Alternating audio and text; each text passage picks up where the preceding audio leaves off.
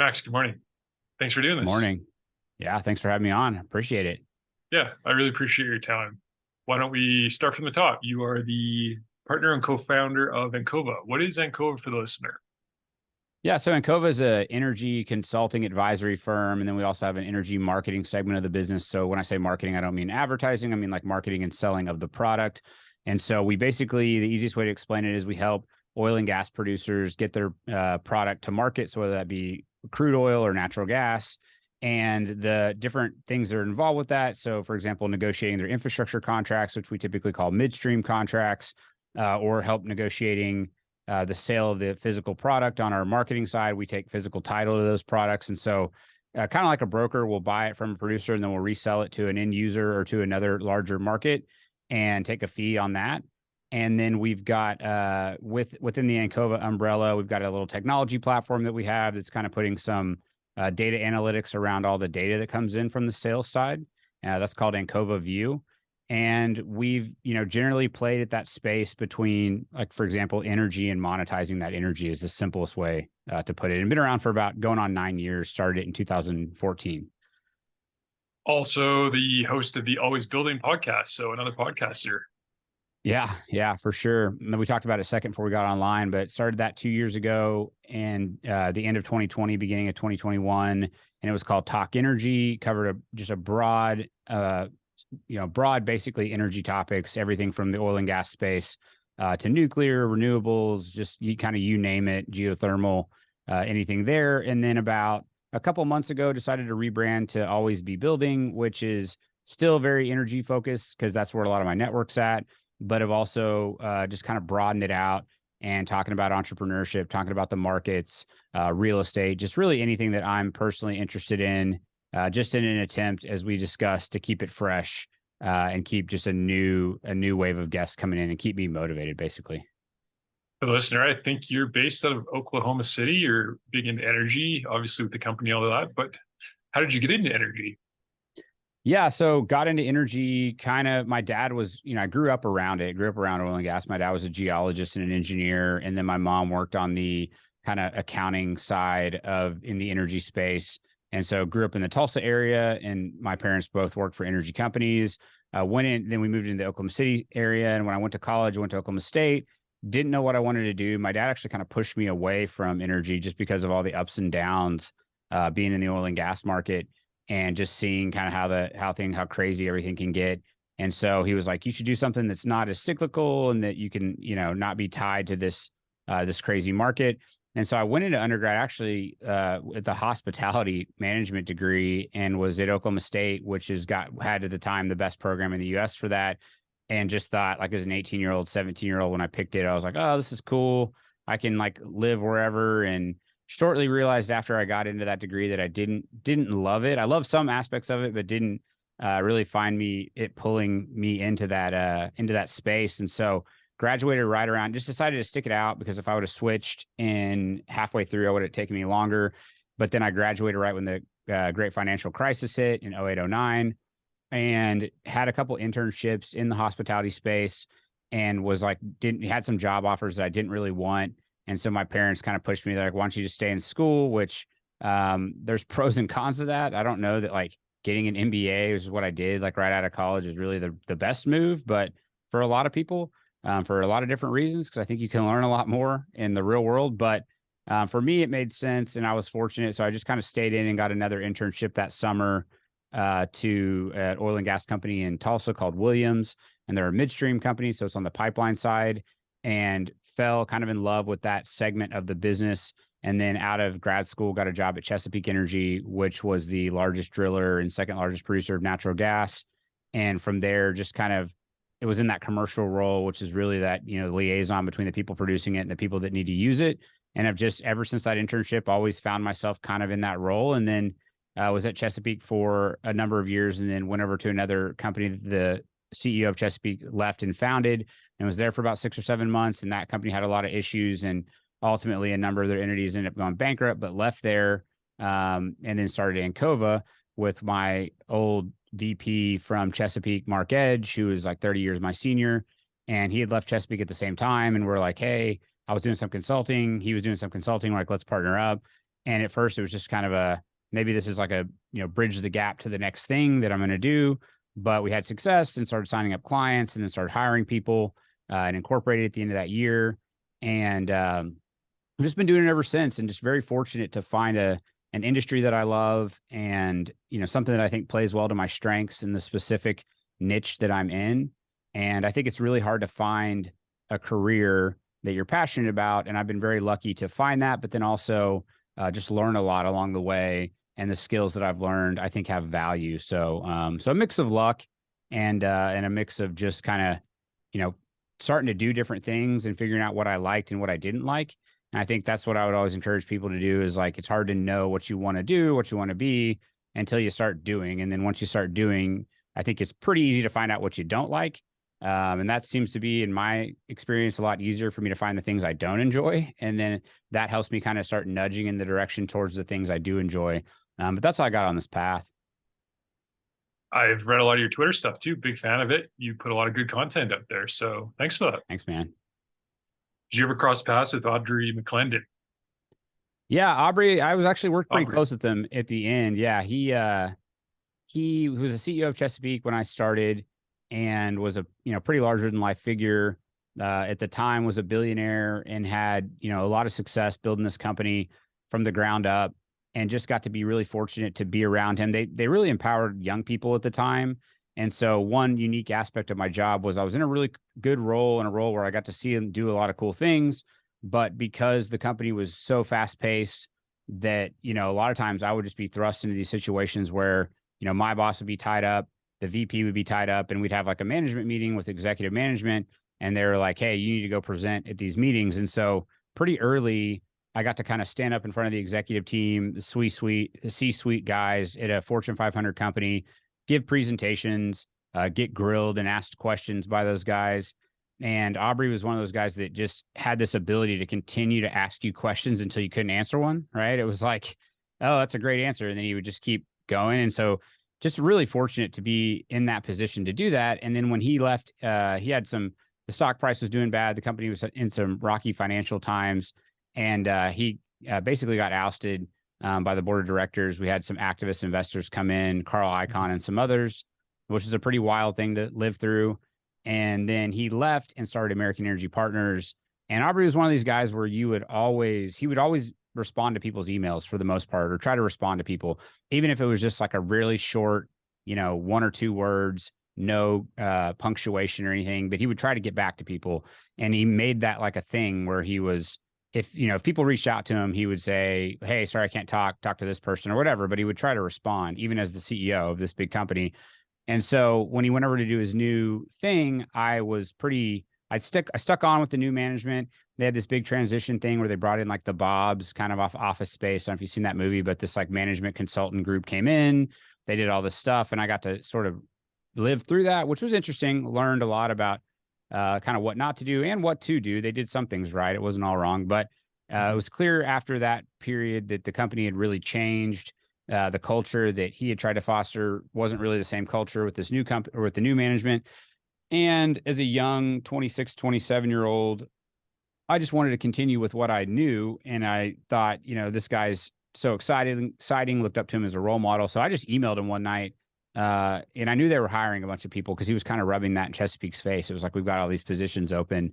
And so I sent him an email with my resume and was like, hey, I would love to come over and join you guys. And remember, he was like at a Thunder game. He used to sit courtside at the Oklahoma City Thunder games. And I don't know if he was responding to me or what, but I saw him on his phone. And then like a few minutes later, I checked my email and I'd gotten a response from him. And it was really short, like, hey, send this to my HR person. Here's her email. We'll get you in for an interview. So very approachable guy. And then went over there. And while I was at AP, got to work with him very closely because it was a smaller company. It was like a couple hundred people. And he wanted to be in the meetings. He was back to that, empower people thing. So it was like, if you were the guy and you did a good job, it was like, okay, I don't care if you're 26 or 27. It's like, go do it and then report back to me. And so got to really be there and see the sausage getting made and work on some pretty cool deals, even though it was only like a 6-7 month period. And it was great, and got to see it there towards the end of, or at least that tenure with me at that company. And then sadly after that, he passed away in a really tragic car accident. And it was one of these incredible figures to be around. Very fortunate that I got to be in that experience. And I remember the day that he passed away, and I haven't talked about it really publicly, but it was just a really sad moment for me. I mean, the guy wasn't perfect, but he did a lot of great things. And that was one of those kind of end of an era times where I remember exactly where I was. Couldn't hardly work the rest of that day. Just like ended up leaving the office. It was just one of those really sad moments, but I was really fortunate that I got to be a part of what he created and get some mentorship from him. So one of those things that, again, kind of that luck aspect to your career, that was definitely one of those lucky things. I got to be there at that time. Aubrey wasn't perfect. He had his ups and downs, but if you were to distill maybe a couple lessons you learned from him, what did you take away from him? Man, there's a lot there. I think like he showed me a lot of things that you could do right, and then a lot of things that you could do wrong. I think that I'll focus on some of the things that were maybe perceived as a little negative at first, and then I'll focus on the good things. But, I think one of the things is that he was always so aggressive, and he, it taught me a lot about using leverage. And you could see, like, for example, when he had some troubles, he had levered up his position with his shares in the company, and ultimately got margin called on that. So I think that was a very cautionary tale for, using margin, which is not, a lot of CEOs do this, right? Because they can borrow against their shares and then have to pay taxes on that, because a lot of their liquidity is tied up there. But that was a cautionary tale. The other thing I think that was cautionary from it is just like more is not always better. And I feel like he was one of these guys that just rose-colored glasses, always wanted to grow things, always wanted to build something bigger and bigger and bigger.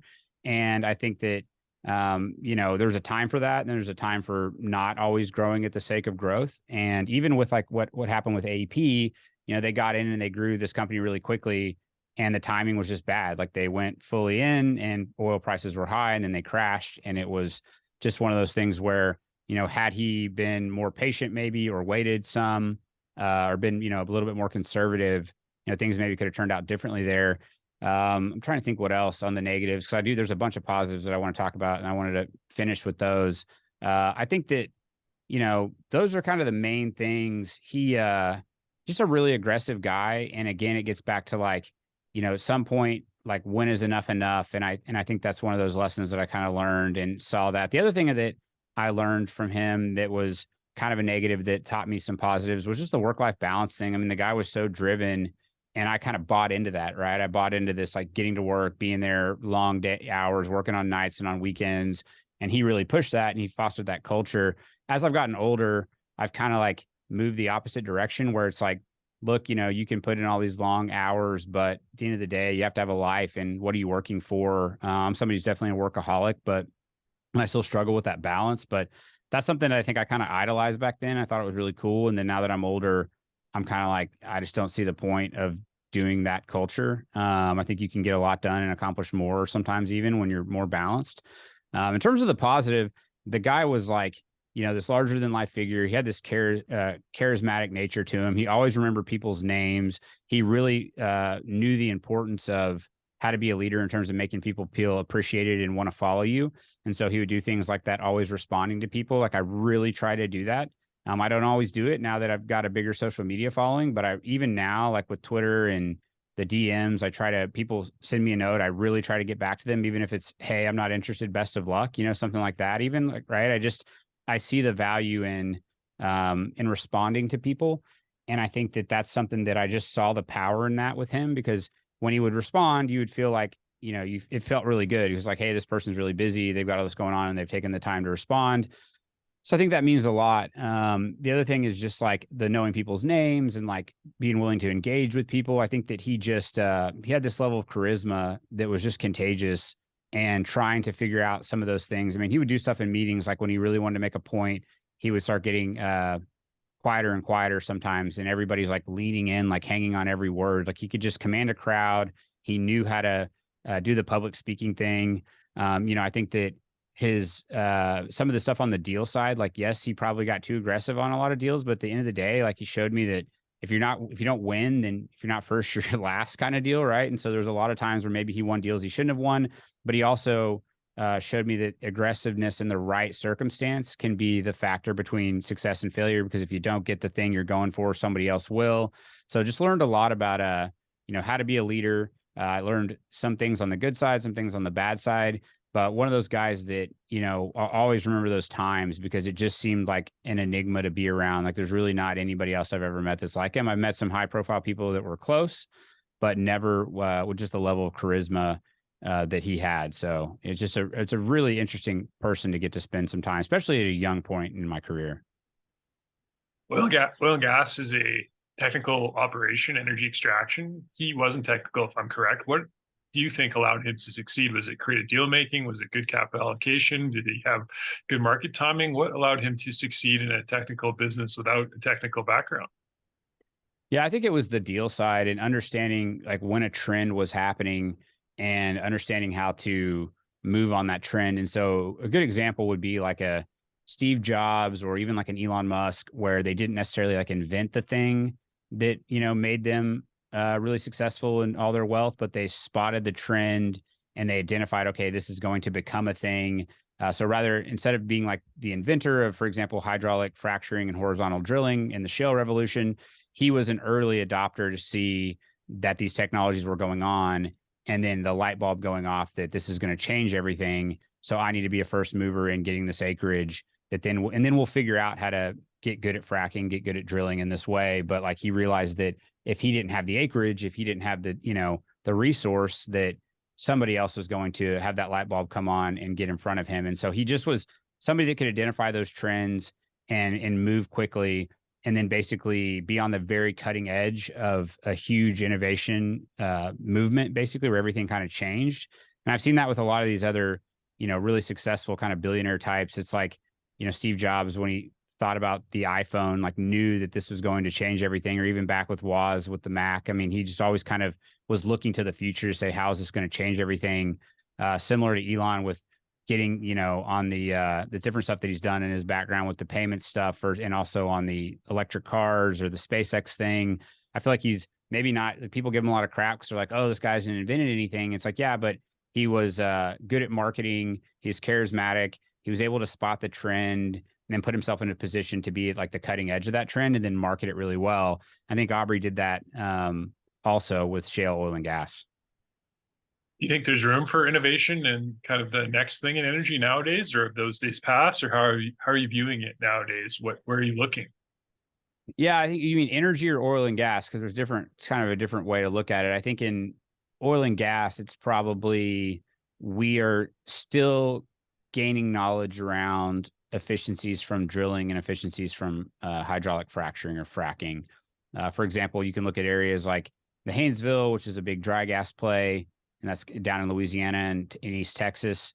And I would argue in a lot of these plays, not just the Haynesville, but a lot of the core inventory or the best rock has been drilled and completed, yet we're still drilling and completing fairly prolific wells because of getting better at drilling, getting better at putting different types of bigger fracks on these wells, and squeezing more productivity out. That being said, as the rock gets, you know, as you get to lesser quality reserves, it does get harder and harder to continue the treadmill of keeping production growing or flat.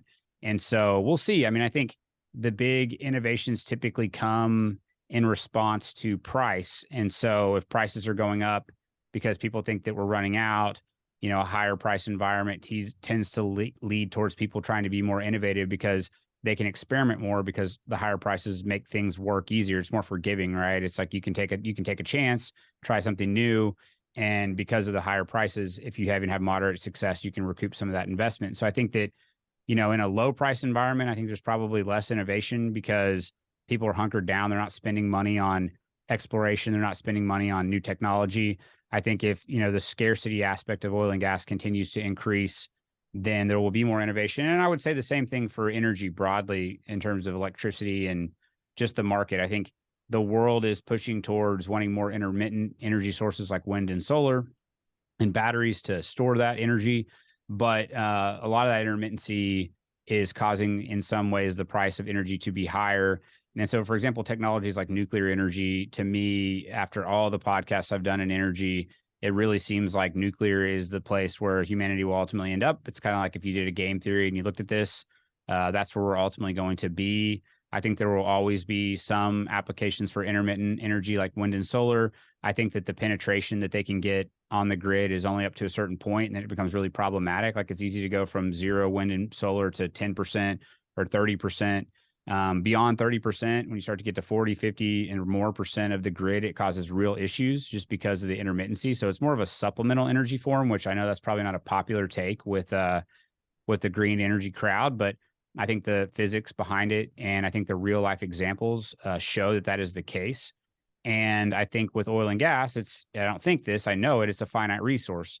And so ultimately, if you believe that humanity is going to be around for not just 100 years, but 1,000 or thousands of years, it's going to continue to get harder and harder to extract. And over time, it will be more finite, which means it will cost more. The price will go up. And as the prices go up for these things, as people push for more intermittent energy and as oil and gas gets more expensive, I think we'll refocus back in on the atom and on nuclear energy.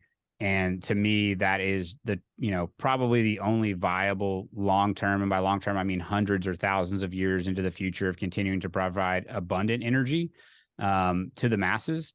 And so I think that that's kind of where it'll go. And so as prices go higher, I think, to follow back on the innovation side of it, I think that will force us to innovate on nuclear energy and do more in that realm. I think that hopefully we'll get more support by governments. Right now, it's very difficult, if not impossible, to permit new nuclear facilities in the U.S. It's just very arduous. So, and around the world.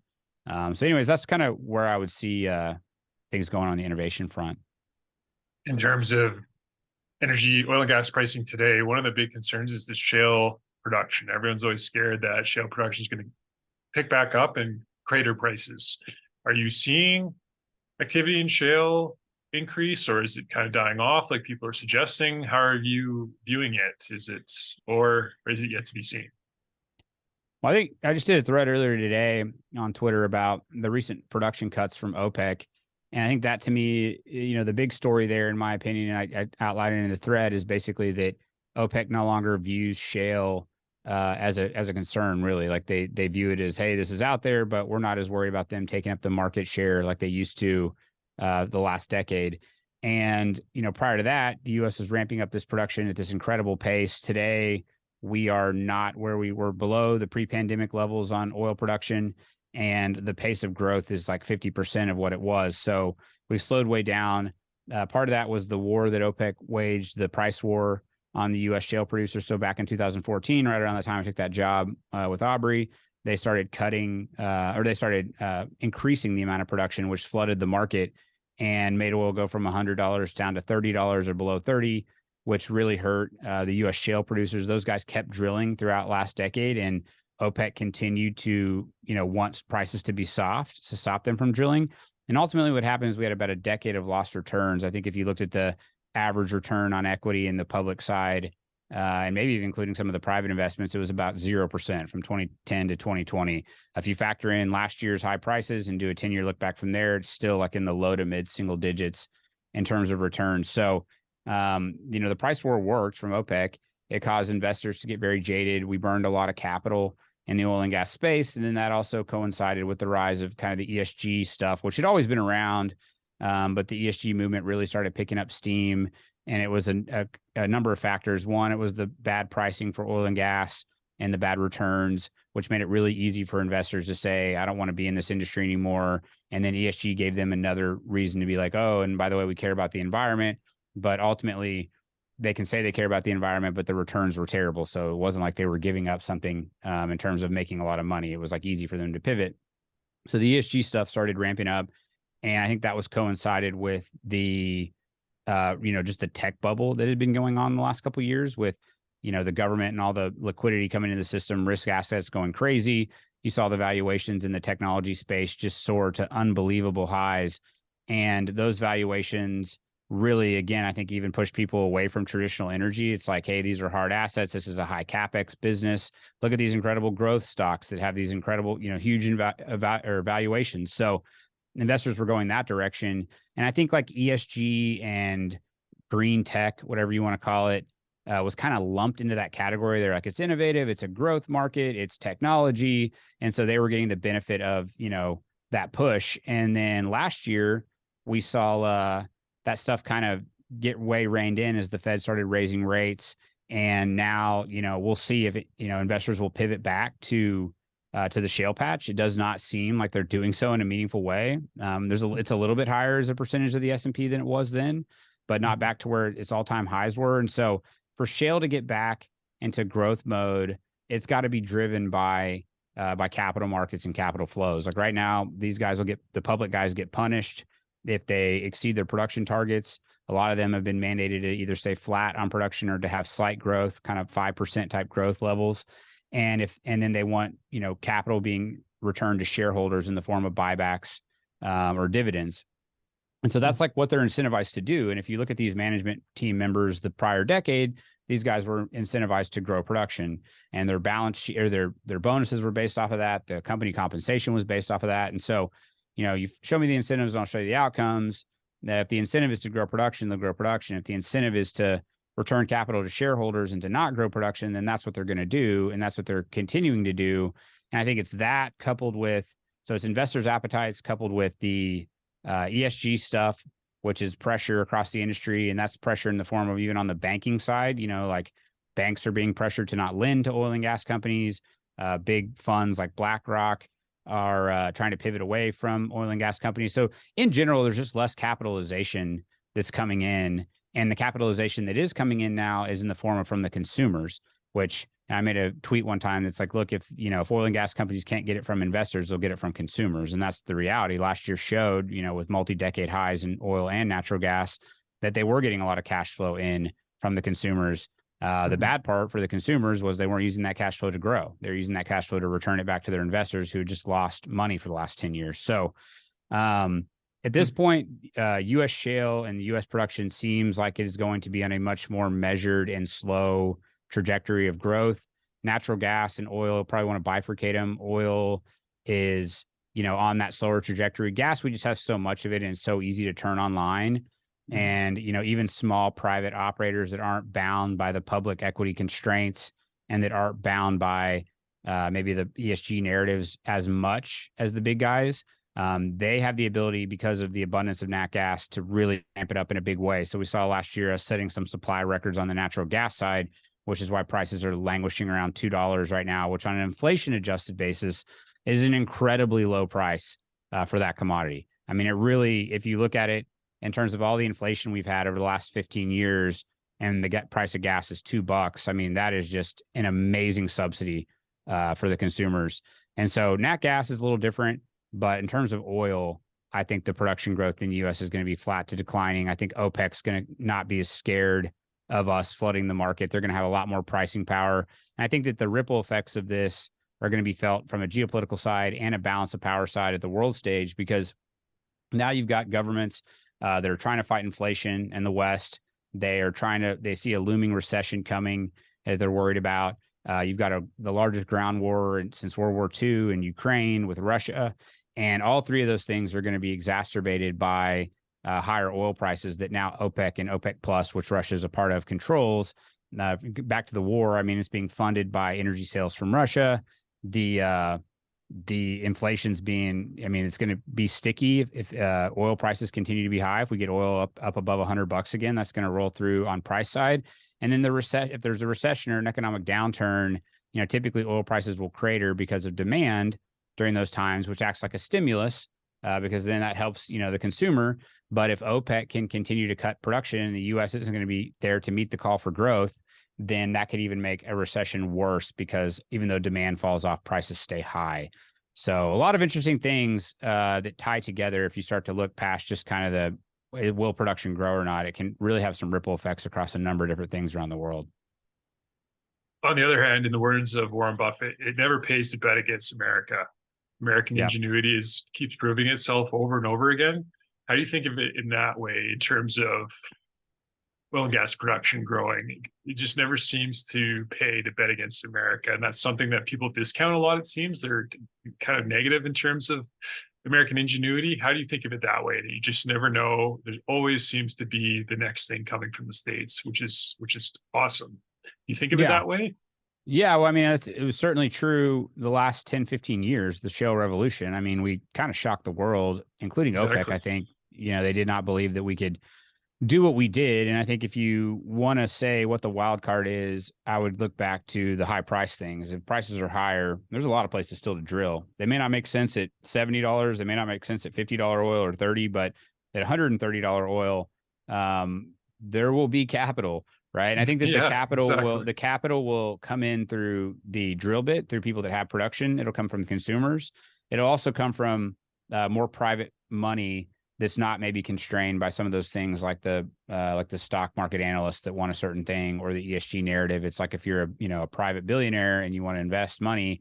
I know a lot of high net worth family offices in Texas and around the US that are exploiting these times because they see this fact that there's a lack of capitalization. So they'll find ways to capitalize it. And that's the beauty of having a free market system in the US, and also having personal property rights for minerals. So we can go and exploit those. So if prices do get to a higher elevated level and they stay there for a while, like, you bet there will be innovation and people will go after it and get more out of the ground. Will it grow at the same pace that it did? I don't know, probably not. But I think that we can continue to harvest a lot of natural resources out of the US. And then on the nat gas side, I mean, we have hundreds of years of natural gas. So I think we're always going to be a major player in natural gas.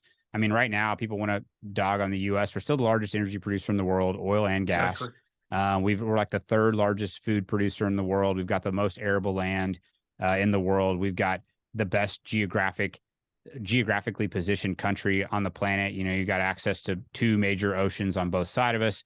You've got natural barriers on the north and the south, from the cold and the mountains to the north, and from the deserts to the south.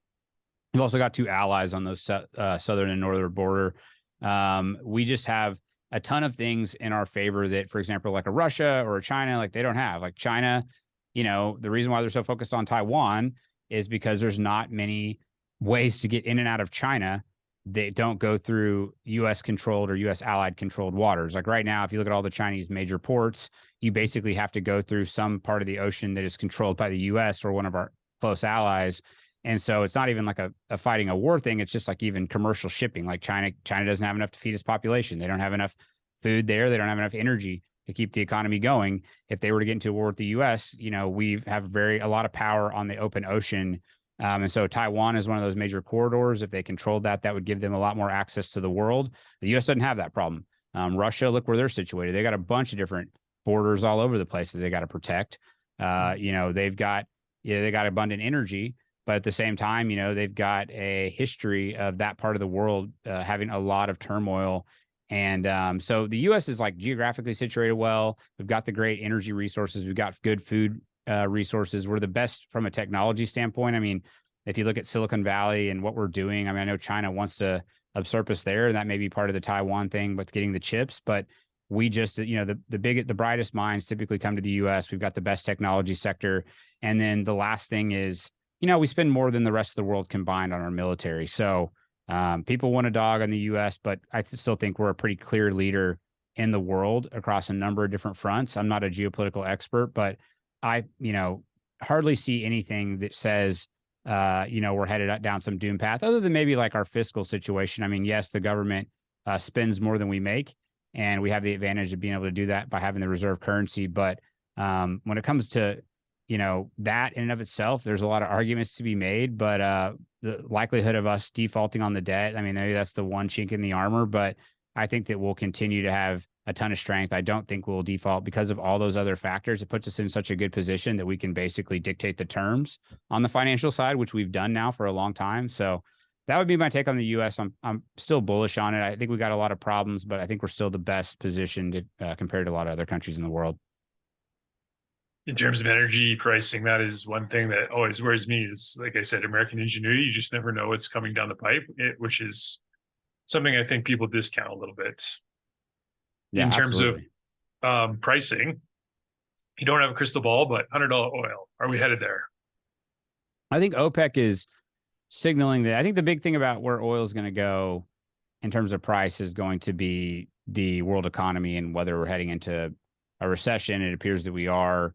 And then I think it's if we are heading into an economic slowdown, which the Fed wants. I mean, we're in a period of credit contraction. That's what they're trying to create, which typically leads to an economic slowdown. I think that the key question is going to be how severe is it and how long does it last? Because, OPEC can continue to, I mean, some people look at these OPEC cuts and say that they're bullish, and they are obviously short term, but I think OPEC's trying to get out ahead of that economic recession, and they want to, and they're seeing stuff in the data now showing a global slowdown. So to the extent that the world does go through a big slowdown, that's usually not conducive for high oil prices, at least during that period. Now, when things start to reopen back up, I mean, prices tend to feed off each other. So if we go through a slowdown, prices drop, that'll slow the pace of new supply. As the pace of new supply slows, we have more scarce supply. So then as the economy starts to recover, there's not enough to meet those needs, and then it could spike. I think OPEC is going to keep the floor on it somewhere in the current range. I have a hard time seeing OPEC letting it go below $70 or $60, certainly for Brent. So will it get to 100? I think it's going to be dependent on the economy, and we'll just see. But I think we're in this kind of higher structural price for longer, given all the things we discussed earlier, and OPEC showing its willingness now to protect price versus protect market share. One of the pressures on oil prices has been the SPR releases. From your perspective, do you think there's much room left for SPR releases? Have they tapped out, or is the political incentive still there to keep doing that, or how are you viewing that? I don't know what's left. I mean, we still have, there's a lot in there. I think they're going to continue to release them. They still are. Last time I looked at it, they have a mandate of some amount that they've said they're going to do. They've committed to, and I don't think they've hit that yet. My guess would be that they're going to lean on the SPR through this next election cycle, which will be coming up here in the next, I guess the next president will be in 2 years, but this election cycle will start, well before that. So next year, right? So I think between now through then, that's the lever that they're going to continue to pull on. My guess is that they probably should have waited. I think it got really bad last year in terms of the price. So they felt like they had to do it going in the midterms, but it'll be continued to be used as a political kind of weapon as they're using it, which I don't think was ever the intent for it. And at some point, yes, it is not unlimited. Like exactly. At some point we need to refill it. Right. So I don't know when that is. But they can't go on forever. I think in the near term, they're going to continue to use it to the extent that they can. Gas prices are probably one of the most important factors, or right up at the top of the list in terms of voter preference or perception, I guess you would say. So it seems like the current political climate is in favor of tampering with those, petroleum reserves. Does that worry you in terms of your investments in oil and gas, and how do you see it impacting your the climate? Well, I think from the investment standpoint, it pissed a lot of people off in the oil and gas investment community last year because they're sitting here lowering the price of the commodity, the raw commodity, and that's causing there to be more volatility in that market. It also pissed off OPEC, which if you looked at their last couple of cuts, exactly. the surprise one just recently, and then the ones they did prior to that, I think it was pretty much directly in response to the SPR releases. Basically, the White House being like, we're going to pump a significant amount of oil into the market, and OPEC just emerging from, oil prices being negative, and they all got hurt during when prices got really bad, and they were hurting the last decade as they tried to suppress price. They were kind of viewing this as like a makeup period for the lost revenues during COVID and during the last decade. And then, the White House is coming in trying to lower that. So I think that the response and the cuts from OPEC are directly in response, with the SPR releases. And so we'll see. In terms of the climate question, the interesting thing is that, the Biden administration is very anti-oil and gas, right? It's like we want to, switch to green energy. We don't care about the climate, but these people are pumping oil out of the ground. I mean, they're releasing all this oil from the strategic petroleum reserves. He's gone to countries like Iran and countries like Venezuela to ask them to pump more oil. So if you really look behind the messaging of the Biden administration versus the actions of the Biden administration, it's clear that they are anti-U.S. energy, anti-oil and gas companies in the U.S., which is sad because that should be what we would be supporting. When it comes to oil in general, they don't have a problem pumping it out of the SPR. They don't have a problem, asking countries that are our enemies to provide it to us. But what they do have a problem is where the U.S. companies produce it. And I think if you look at, again, it gets back to the incentives and the outcomes.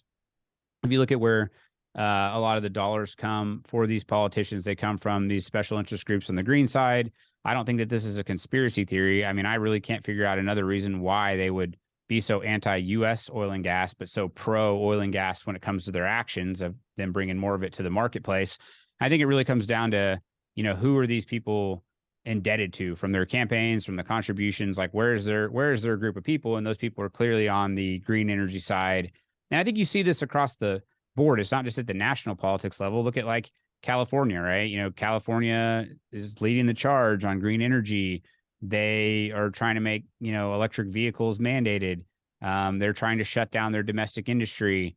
Well, that's great. But if you look at California's energy consumption, it's not going down. It's going up on the gasoline side. I mean, they're still, consuming a huge amount of petroleum products, but they're trying to kill their domestic industry. They're trying to kill the U.S. producer. Well, where are they getting it from? They're getting it from Iraq. They're getting it from Saudi Arabia. They're getting it from Ecuador.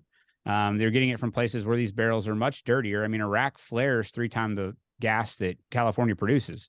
So it's not helping the climate. In fact, they're getting it from a much dirtier source of energy, which is these other countries. These countries don't have human rights like we do in the U.S. They're largely anti many of the values that California holds. So whether it be environmental, whether it be the social side, yet that's where they're choosing to get their energy from. And they're trying to hurt the domestic industry. And so you say, okay, well, if this isn't better for the climate, then why are you doing it? Why would we, if it's not achieving these goals? And that's where I get cynical when I get back to, well, where are the incentives? And there are a lot of groups that funnel a lot of money to this one side of the political spectrum, and that's what they're going to push for. So I don't know. The climate side of it, I don't think that they're as focused on it as they would say that they are, because if they were, they'd be pushing for more nuclear power, like we discussed earlier, and they'd be pushing for domestically sourced oil and gas, which we know is cleaner and has a lower carbon footprint than foreign sourced oil and gas. Question is, why do you think green opaque energy policies are failing? It seems like they come with good intentions, but they're backfiring. For instance, coal's at a record high right now. Where do you think that break is? Why do you think that's happening? Well, I think it gets back to like what I was just saying around what's the incentive here. And for example, if you look at the US, we have reduced our CO2 emissions dramatically over the last 10 years. And we did it primarily through the use of natural gas, switching from coal. Yes, about a third of the reductions have been from renewables, but 2 times the amount of reductions have been from natural gas. You don't hear it talked about by one side of the political aisle, right? They don't talk about that. They, want to reduce natural gas even more. So it's like, when you look at the green initiatives being pushed forward, it's like, well, we have things we can do today that may not fall into the bucket of wind, solar, or batteries, but they reduce emissions. Nuclear is another great example. Like, we're not fast tracking green lighting new nuclear plants. We don't have a government program. Like, look at the Build Back Better deal or the Inflation Reduction Act. It's like, where was all the new nukes? Like, if we really wanted to lower emissions, couldn't the government go out and, support those and give debt financing, or, maybe just finance them, bring them online? I mean, there's lots of subsidies getting passed around. We know that nuclear energy has the potential to lower a massive amount of emissions, but they're not doing those things. So why, if they're really serious about climate, why aren't they doing the things that we know that can have an immediate effect today? And the answer is they're doing things that only fall into a certain category. It's like, well, why are they only doing the things that fall into that category? And it's like, follow the money. It's like, who's funding? Where's the dollars coming from? The dollars are coming from that industry. They're coming from the green energy industry. And it's not just millions of dollars, it's billions of dollars that go into the lobbying efforts for these groups around the world. Not just in the US, it's probably hundreds of millions or 100+ million in the US, but a lot of money is getting funneled into the space. And then you look at the amount of investment that's needed if you go just wind and solar. And if you go just wind and solar, they're saying, I think Elon even tweeted it, it's like he said 14 trillion. I think it's higher than that. I've seen it as like 30 trillion over the next however many years. So there is a huge industry growing around that space. And a lot of money is at stake. I think that if you look at the traditional stuff, it's like, that's pretty entrenched, right? Like, you've got the traditional oil players, you've got nuclear technology, there's the existing players there, but you've got this whole room for growth in a new industry with a ton of economic rent to be captured by the players in that industry, which means there is a massive incentive to push just that. And I think that that's why the green energy policy fails, is because we're getting pushed into these avenues that people have all these incentives to go into, even if that's not the best way to get us to this future that they want. That's the way that they're being incentivized. People will probably argue with me that that's not true. I'm being cynical. These really are the best technologies. I think there's a lot of evidence to suggest that they aren't. And I could go into that, but that's probably a whole hour-long conversation. I think it just gets back to follow the incentives. And I don't think that these people are pushing forward the stuff that's truly just going to lower emissions. They're only pushing the stuff that's going to lower emissions if it checks like these couple boxes and this one thing that they're getting money to promote, like from lobbyists. You know what I mean? Yeah, it seems like misguided policies are actually backfiring, which is a sad thing, because if you were presented the question, would you like a greener planet, everyone would answer yes. So right, the break is, there's some sort of break there, and it just so I'm curious where it's coming from. So I mean, that would be my guess. I don't know. You know, I mean, maybe there's some people that will argue with me that that's not the case. I just think that we have to be realistic around how do we get to that future. And I've seen some pretty incredible charts. And if you look at just natural gas, like LNG, for example, if we were to go to all LNG and replace coal around the world, which there's a lot of hurdles of that. You need a lot of infrastructure, you need a lot of pipelines. There's really no new tech involved, right? I mean, we have tons of reserves, and it's not just us, it's the Middle East, it's Australia, it's Canada. I mean, people have tons of reserves. It's just building, import export facilities and some pipelines. And that's all stuff that we've been doing for 100 years. I mean, we can do pipelines. Like, we've been building those since the Industrial Revolution. It's not that hard. We can build them under the ocean, right? So I think that the reality is that where I was going with that statement is that if we've looked at some studies that show if we just switched off of coal to natural gas, not only would we meet our climate goals, we would smash them. It wouldn't even be close. But that's not net zero because we're using natural gas. And so the idea is to get to, not, if you really look at the goals, it's not like, hey, we got to reduce our fossil fuel usage to a point to where we like manage the rise in temperature, because that's not good enough. They want to go below that to where we're not using any, to where we reverse it, which is just not going to happen. I mean, we're not going to get to reversing it. I think they already came out, and the Biden administration has admitted that all these catastrophic scenarios, like the +6 degrees, +5 degrees, whatever, those are off the table. Like, we're already beating that. Like, we're not going to get to the +5 degrees future. And now we're basically arguing about like 1 or 2 degrees. And so it's like, instead of +1 degrees, we're trying to avoid +2 or +3. That's just like, that's marginal. Like, we can basically just use like existing tech. We could use nuclear, we could use natural gas. Renewables will play a part. I mean, there are people that have abundant hydro or abundant sun or wind. I mean, they can put that as part of a supplemental plan, but that doesn't require a revolution, right? That doesn't require a sweeping change. We have to change the fabric of society, which is what these people are advocating for. They don't want it to just marginally get better. Like, we'll just use more natural gas. It's like, oh, well, there goes a $13 trillion worth of potential investment that all these people could make. So there's a difference between this, like, let's make marginal better improvement to help the climate, versus we need to completely dismantle the existing system and create this new system. And that's where most of the people in the green movement fall, is this, like, we have to dismantle everything to create this new system. And that is not realistic in my opinion, for a lot of reasons, like we could go into. So I think that there's the ability to get there using existing technology. We're already doing it in the US. We're already doing really well. It's just the inability of certain people that have a high vested interest in doing this, that also have a lot of, sway over politicians, that they don't want to go that route. Would be my take on it after studying it quite a bit. One analogy that's made to oil and gas currently is the tobacco industry, with all the pressures on it, that although demand fell and kind of people's opinion turned against it, returns were actually very good from the past decade. Are you seeing mispriced opportunities in the oil and gas sector in terms of investment now, where the return for investors is quite high, actually? Oh, yeah. I mean, number one, the tobacco comparison, I've seen that before. I've seen it in 2 ways. I've seen it from the financial way, just like you did it, which I'm glad that you did that, because I think there are some parallels there. I've also seen it in this thing where it's like everyone's addicted to it and it's killing us all, which I don't agree with. I think oil and gas saves tons of people's lives. I mean, sure, there's negative side effects, but it's not like tobacco. It's just bad. It's not like there's any good side effects from it. But for the example around the financial side, I think that, I think there's opportunities. I think that there's absolutely opportunities out there. And I'm not like this is not investment advice, and I don't do a lot of oil and gas equities investment, because I'm just so exposed to it with my businesses, that I'm not out there dabbling in a lot of stocks, because I just have such a high correlation with my income and just my overall net worth via it already. So I don't do a ton of content on it, but from the people that I follow that are in that space creating content around oil and gas equities, it does seem like the valuations are still fairly attractive. And I think that, if you're somebody that studies that space and or invests with a group that's really good at that space, I think that there's definitely an opportunity to get exposure there. And last year, certainly, I mean, it was the place to be. And we'll see. I mean, going into a recession, I would caution everybody that, a lot of times oil and gas is not where you want to be when you go into a recession, because like we mentioned earlier, demand falls, which can cause prices to drop. And in that instance, equities will, probably drop. But over the medium to long term, it's not going away. It's not going away. So yeah, I think over the medium to long term, having exposure to natural resources like oil, gas, or coal is probably prudent.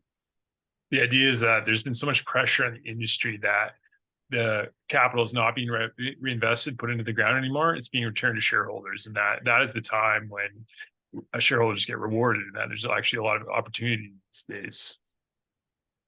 Yeah, well, if you're a shareholder, that's what you can look for. You can look for these companies continuing to be capital disciplined, continuing to return capital to the shareholders via buybacks or via dividends.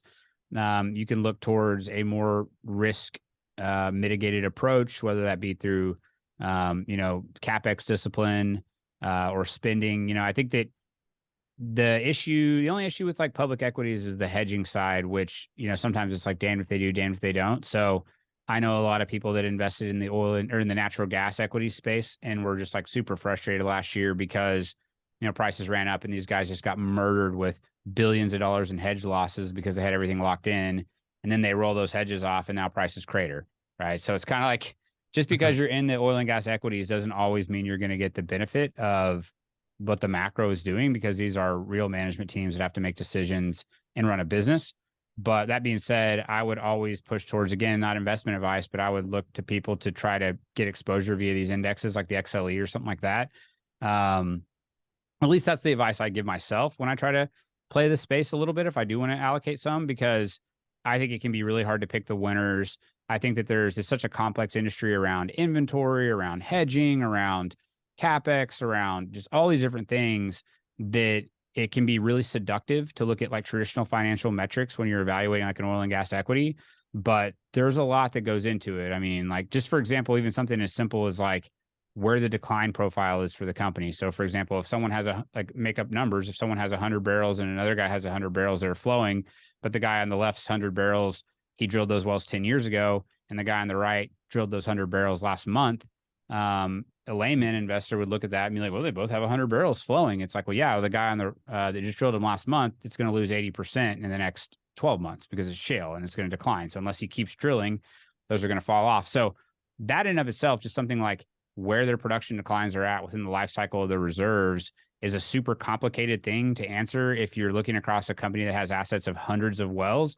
And so again, that's just one nuance of all the hundreds of variables to think about when investing in oil and gas equities. So my advice would just be, you get a broad exposure if you can, or put money with somebody who's a professional that can analyze these equities and understands all those nuances. Because I think a lot of guys in the Twitter sphere get seduced into buying these names. Oh, this stock is cheap. These guys, people are telling this story, trying to pump their bag. And it's like, if you're not somebody who really understands the oil and gas business, I would caution you against like going in and making huge bets on individual equities. Would be kind of my general take on getting exposure. Well, that's a great conversation. I think that's a good slice of energy. And from your perspective, I really appreciate your time. So thanks for sharing with the listeners. If anyone wants to learn more about Ancova, where can they find you guys? Yeah, website's ancova.com, ancova.com. We've got a Substack. It's Ancova on Substack.